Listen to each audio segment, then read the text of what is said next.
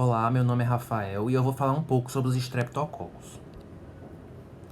Trata-se de um grupo diverso de cocos gram-positivos dispostos em pares ou em cadeias. A maioria é anaeróbia facultativa, com algumas apresentando crescimento capnofílico, que é a exigência de uma atmosfera enriquecida com dióxido de carbono.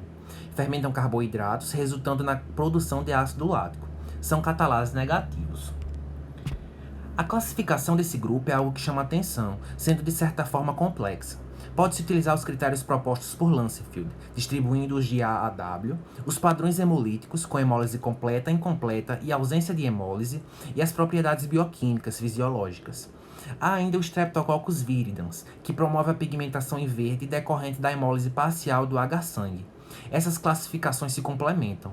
Entretanto, costuma-se realizar a divisão em dois grandes grupos: os beta-hemolíticos, com classificação em grupos de Lancefield, e os alfa e gama hemolíticos, classificados por testes bioquímicos.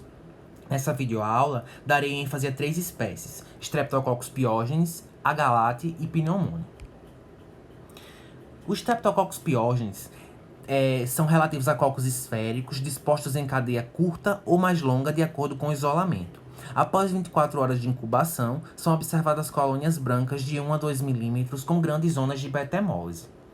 Como disposto aqui na imagem, ela apresenta uma camada de peptidoglicano, semelhante aos gram-positivos. Na parede celular estão antígenos grupo específicos e tipo específicos. O carboidrato grupo específico é um dímero de N-acetilglucosamina e raminose. A proteína M é o principal antígeno tipo específico associado a cepas virulentas, consistindo em duas cadeias polipeptídicas complexadas em uma alfa-hélice.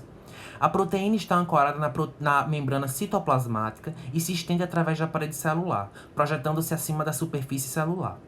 Há ainda que se falar nas proteínas de superfície semelhantes à proteína M, ácido lipoteicoico e proteína F.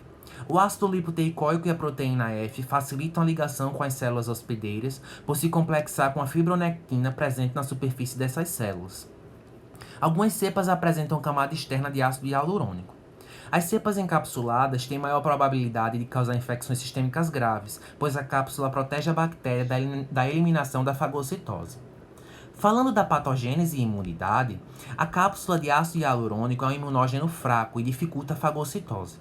As proteínas M também interferem na fagocitose, bloqueando a ligação com o componente C3b do sistema complemento, importante mediador da fagocitose.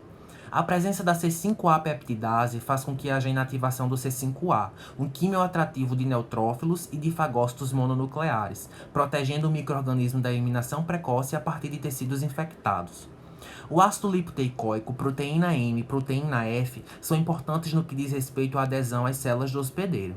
A invasão das células epiteliais é mediada pela proteína M, proteína F e outros antígenos bacterianos.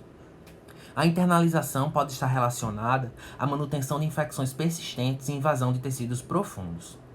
Com relação a toxinas e enzimas, tem-se as exotoxinas pirogênicas e streptocóccicas, que agem como superantígenos, interagindo tanto com macrófagos como com células T auxiliares, aumentando a liberação de citocinas pró-inflamatórias. Essas toxinas podem ter correlação com a gravidade da doença streptocócica. A streptolisina S é uma hemolisina ligada à célula que pode lisar eritrócitos, leucócitos e plaquetas. Pode estimular a liberação do conteúdo lisossômico após fagocitose, levando à morte do fagócito. É responsável pela beta-hemólise observada no meio H-sangue. A streptolisina O é capaz de lesar eritrócitos, leucócitos, plaquetas e células em cultura. A partir dos anticorpos produzidos contra essa enzima, faz-se o teste anti-ASO, que documenta infecção recente por estreptococcus do grupo A.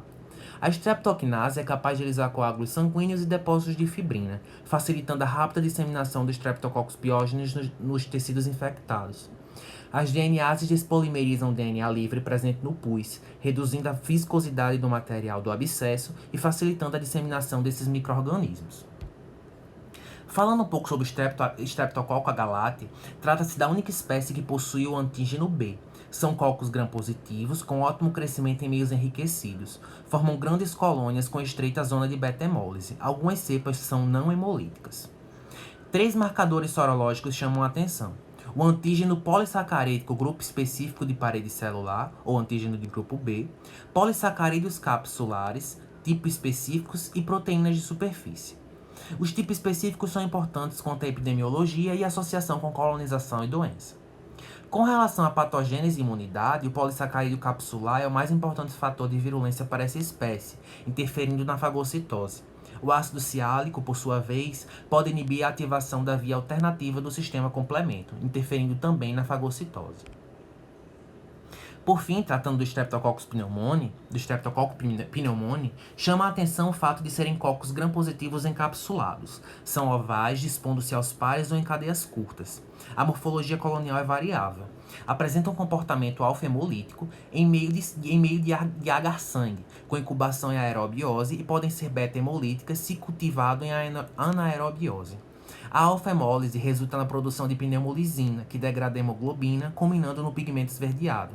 Fermentam carboidratos com produção de ácido lático e não produzem catalase. As cepas virulentas são recobertas por uma cápsula polissacarídica. A camada do peptidoglicano de parede celular é típica dos cocos gram-positivos. Há ainda o polissacarídeo C, estrutura espécie-específica que precipita uma fração da globulina sérica, proteína C reativa, na presença de cálcio. Daí a importância do exame PCR para predizer inflamação aguda. O ácido teicoico, ligado aos lipídios de membrana plasmática, denomina-se antígeno F. Já a fosforilcolina é específica da parede celular do pneumococo, regulando a hidrólise da parede celular. A amidase, autolisina importante na divisão celular, depende da presença da fosforilcolina. Em relação à patogênese e imunidade, vê-se a importância das adesinas proteicas de superfície, importante para a colonização inicial, assim como da protease IgA, que impede a ação do muco, e a pneumolisina, que se liga ao colesterol da membrana das células do hospedeiro e cria poros, destruindo células epiteliais ciliadas e fagocíticas. O ácido teicoico, fragmentos do peptidoglicano e a pneumolisina promovem a mobilização das células inflamatórias para o foco infeccioso. Isso causará febre, dano tecidual e outros sinais característicos da infecção pneumocócica.